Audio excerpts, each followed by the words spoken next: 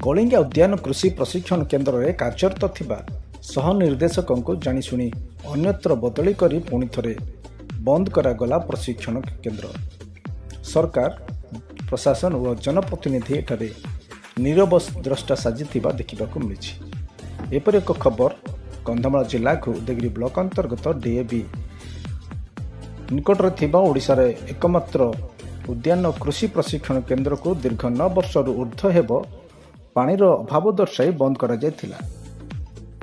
कृषक और युववर्ग को प्रशिक्षण आत्मनियुक्ति और स्वावलंबी करने पाई उद्यान कृषि संबंधी शिक्षा देवा निमंते 2013 मसीहा राज्य सरकार कृषि और कृषक सशक्तिकरण विभाग तरफ उद्यान कृषि निमंते शिक्षा दे आत्मनिर्भरशील करने निमंते यह प्रशिक्षण केन्द्र प्रतिष्ठा करा जायथिला। कंधमाल, गंजाम, गजपति, रायगड़ा, कोरापुट, मालकानगिरी, नवरंगपुर, कलाहांडी, बलांगीर एवं सोनपुर यही 10 गोटी जिलार कृषक और युवपीढ़ी कृषि उद्यान संबंधी विभिन्न विषय से तालीम ने निज अंचल निर्भरशील होते। यह प्रतिष्ठान मात्र 2 वर्ष चलवा पर 2016 मसीहा ठारू कार्यकारी न होई आज पर्यंत बंद होइछि।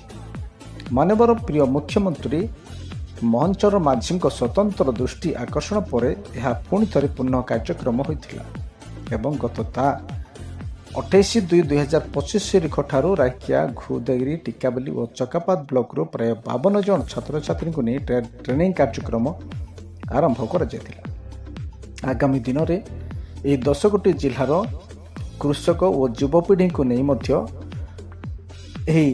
प्रशिक्षण कार्यक्रम रही बेले ସେହି ଅନୁଷ୍ଠାନର ଜଣେ କାର୍ଯ୍ୟରତ ଥିବା ନିର୍ଦ୍ଦେଶକ सहनिर्देशक श्री स्वदेश कुमार चौधरी को जाणीशुणी अन्यत्र बदली କରାଯାଇଥିବା ଦେଖିବାକୁ ମିଳୁଛି ଏବଂ ତାଙ୍କ ଜାଗାରେ ଗୋଟିଏ ମହିଳା ଅଧିକାରୀଙ୍କୁ ନିଯୁକ୍ତି କରାଯାଇଛି।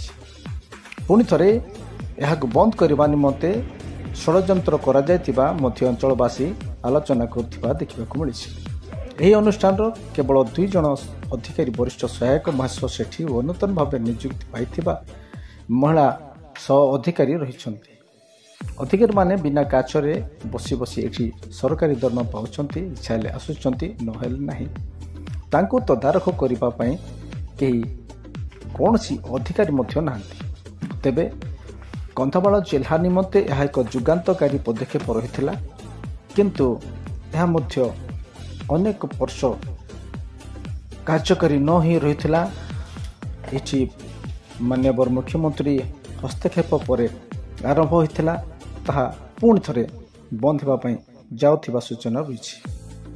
दर्शक बंधु, टिकिनिकी खबर अधिक अपडेट पाई टिकिनिकी खबर को सब्सक्राइब, लाइक और शेयर करने को भूलिए नहीं।